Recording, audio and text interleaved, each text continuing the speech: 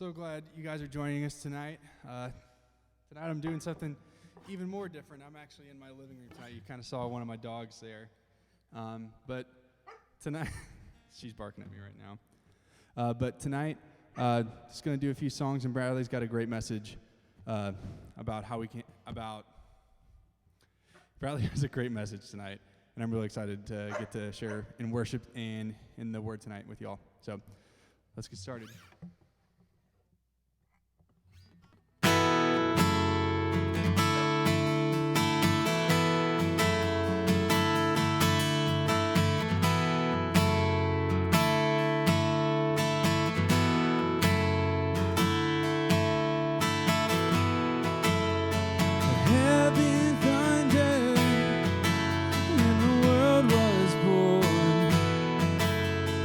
Life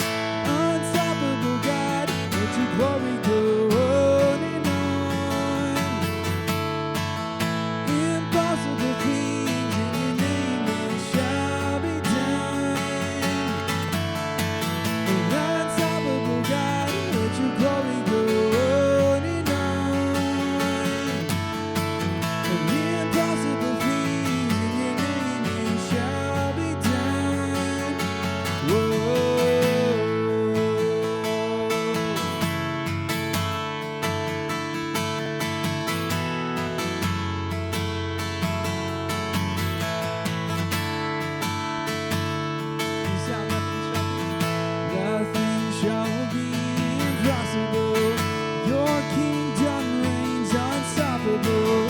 We'll shout your praise forevermore. Jesus, our God, unstoppable.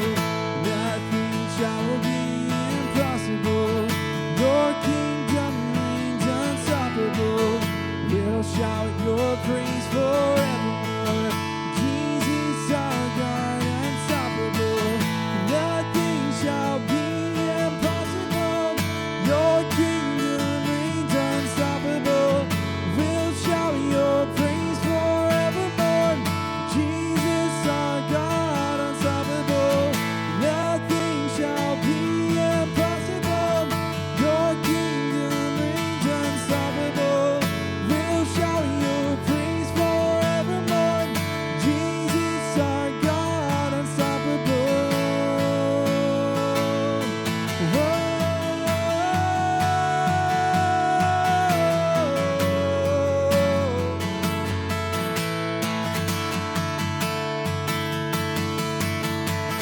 Unstoppable God, let your glory go on and on. Impossible things in your name it shall be done. An unstoppable God, let your glory go on and on. Impossible things in your name it shall be done. Whoa.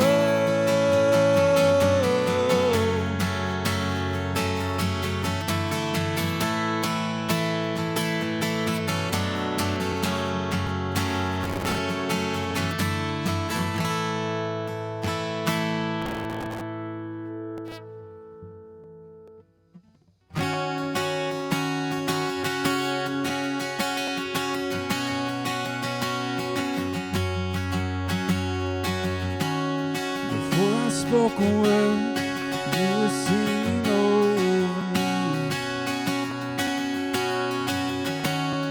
You have been so, so good to me. Before I took a breath, you breathed your life in me. You have been so, so kind to me.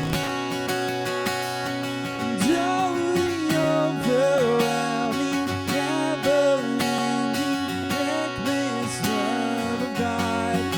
Totally chases me down, fights the unfound, leaves the 99. And I couldn't earn it, and I don't deserve it. Still, you give yourself away. Oh, the overwhelming, never-ending, reckless love of God.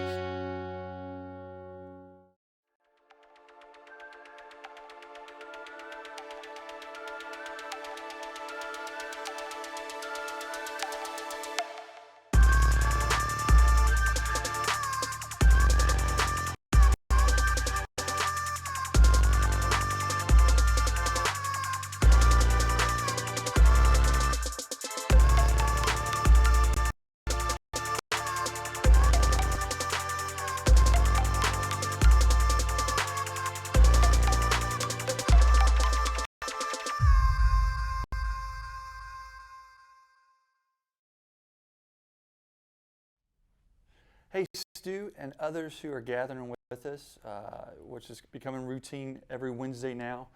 And I am excited, really excited, about this series that we're in called Underrated, which we started last week. And we're going to dive into even more this week. And just a recap, last week I challenged you to look at your faith, to take ownership of it, to take a piece of it, and really start to work on it.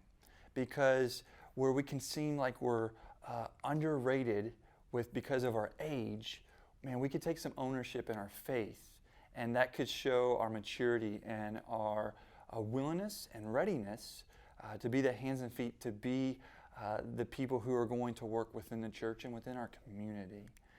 And yet, faith alone, James says in the book of James, hey, faith alone cannot be it. In chapter 2, he says, faith without actions or without application is dead. And he goes on just a few sentences later, it says, hey, show me your faith without deeds, and I'll show you my faith through deeds. Deeds is this biblical word. It means actions. It means the movement of, or the words of, the deeds of this individual. And it was George Michael's back in the 80s, a pop singer, and some of you will have to look him up. He said, all you got to have is faith. But I want to challenge you today to say, that's only a piece of the puzzle. With deeds, with actions, there's got to be some control to this.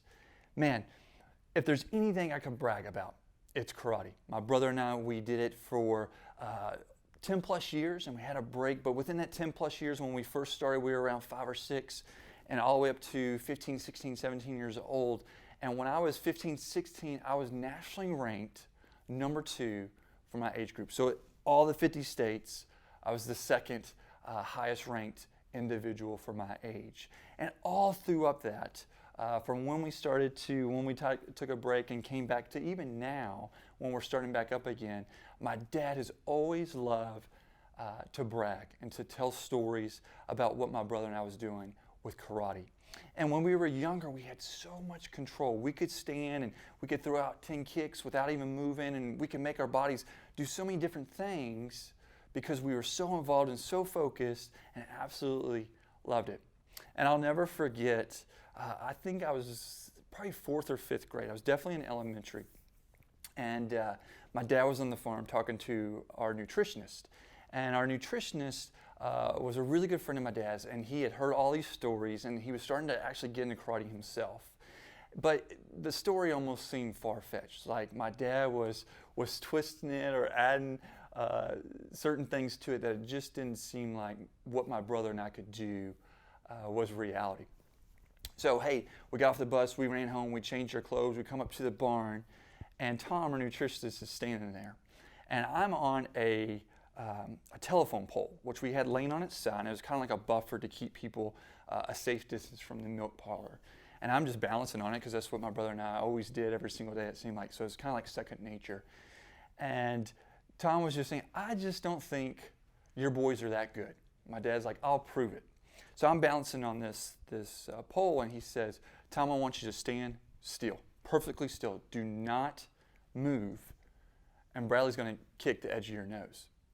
Now, it took a little bit of trust on Tom's part, but he edges up. Not only am I standing on this pole, but my dad says, I want you to jump, do a roundhouse kick, so my back leg's going to come around, barely touch his nose, but don't kick his face off. And again, we had to reassure Tom, do not move, and I'll barely touch the end of your nose. So he stands there, again, a lot of faith and trust from him. And I'm standing on this telephone pole. And so I jump up, I spin, and I kick, and I land on the telephone pole, which is pretty impressive enough. And Tom says, ugh, that's nothing. But my dad walks up to Tom and moves something off his nose. There's a smudge that comes across his nose because we had to walk through our cow pasture from my house to the barn. And anybody who's been around cows are messy, and I had manure, and my foot got so close that the stuff that was on the bottom of my shoe was touching his nose. I was able to do this because I could control my actions, I could control my body and make it do certain things and had these different capabilities. And I say all this to look at you and say, what about our actions? What about our control? Are we able to resist? Are we able to step up? Are we able to make these modifications and adjustments within our actions, within our deeds, so our faith can be lived out. I don't think it's coincidental. I think Paul had a very specific plan when we go back to chapter 2 of 1 Timothy.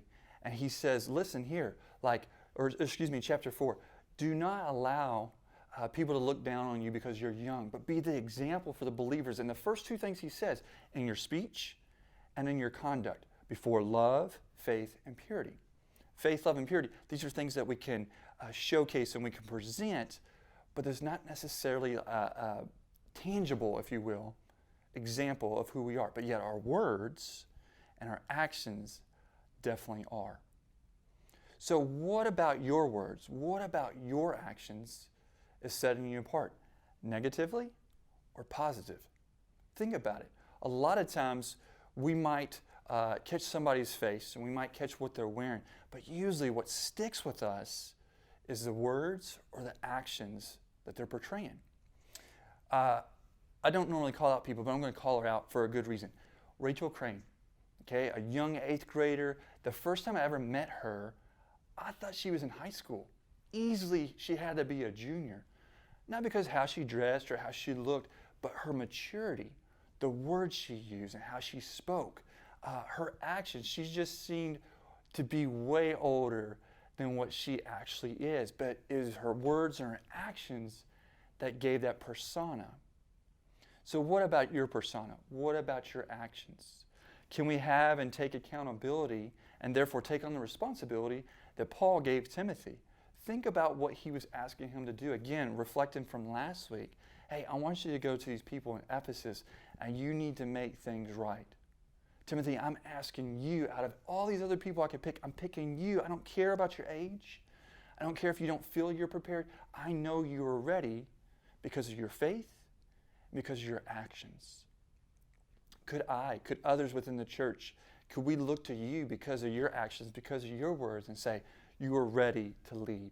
You are the example that we want to showcase. A couple things I want to challenge you with.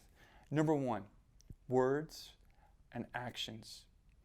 Is there things that we're saying, is there things that we're doing that's preventing the Holy Spirit to be showcased? Are we the example that we're supposed to be? Are we the reason people are wanting to know more about Christ? Think about it this way. To me, I think the ultimate compliment of someone who's walking with Christ is someone realizes that without us saying a word. Again, hey, you have faith, that's great. But faith without deeds, as James said, it's dead. So as your words and your actions illustrating and displaying, this person's walking side by side with Jesus Christ. And how cool would it be that someone on the outside is able to see that because you're able to control yourself? Man, someone makes you mad and someone does something wrong or hurtful, and you don't retaliate, where the rest of us probably would have. Or everyone's over here and they're doing something and you seem not to be doing that because you know it's not right. So I want you, and I'm challenging you to look at your words. What are we saying to people that we just maybe haven't taken the time out to think, is that appropriate? Is that hurtful? Is that a really good display of who I want to have showcased to these people? And then take it a step further and look at our actions. Hey, how I'm responding or how I reacted or handling these things, how I conduct myself, is that really appropriate and showing the fruits of the Spirit? The next thing I want you to do is look at the company that you're in. We very quickly pick up the traits and characteristics of those that we're around. Hey, just quickly within this year, just within the time that I'm in the office with the interns, Madison and Jody and Gabriella, we have started to pick up different words that each other say, and now it becomes our daily language. So Madison might have said something, and then like 2 weeks later, we're all saying what she said, or vice versa with Jody or Gabriella or myself. And all we were doing was setting up props and getting stages together and coming up with ideas for different things that were going to happen later in the calendar year. But yet quickly we were able to imitate those people around us. Look at the people you're hanging around. What kind of decisions are they making? What kind of words are they using? What kind of actions are they displaying? And if you look at it, it's like, oh, man, that's not very good. is this something that you're also taking in and being a part of? Now, before you start to say, well, Bradley, like, what are you saying? I'm not saying avoid them. Again, I've challenged you earlier in the year. Man, Jesus hung around with the bottom of the bottom, the tax collectors and the sinners, and a lot of people like pointing fingers like, how could this Messiah, this Holy One, be around these people who aren't unholy? And Jesus is like, these are the people who need to be around me so I can help them. And you need to be around these people as well. But as long as we have that maturity and we're able to take on that responsibility where we can hold ourselves accountable, where we can bite our lip, where we can resist that temptation to act in that displeasing manner, if you will, and we're able to be that example so that person's saying, hey, you know, we're over here saying this and you're with us, but you don't say that. Why is that? Again, being that example that they can look at and say, that's a person of Christ. That person is the example, the epitome of what I think Timothy was to James, or excuse me, to Paul. Because it goes on to say in 1 Timothy chapter 2, Paul says, look here, man, like, do your best to present yourself to a God that is approved. You want to be living a life where God can look at you and say, hey, man, this is what I'm needing. This is what I'm wanting. And Timothy even goes on to have this challenge thrown upon him from Paul in chapter 6 of Timothy, 1 Timothy, where he says, Timothy, guard what has been entrusted to you and care. Think about that for a second. We want this responsibility, especially as young adults in middle school and high school and college. We want the responsibility to take ownership, to have kind of that pressure, like this is on you. And Paul has given this to Timothy, saying like, this is yours. I'm putting a lot of trust, a lot of stock into you. Do not let me down. Because he goes on to say, turn away from godless chatter. Do not fall traps to what they're saying or doing. I need you to be the example of what we're looking for. So faith alone, it's not going to work. We've got to have that faith, but the deeds have to go with it. So this week, can we look at our words? Can we look at our actions? Are they lining up with the faith that we're proclaiming we have? Can we look at the group of people that are around? Are we more of an example, or are they more of an example that's influencing our words and behavior?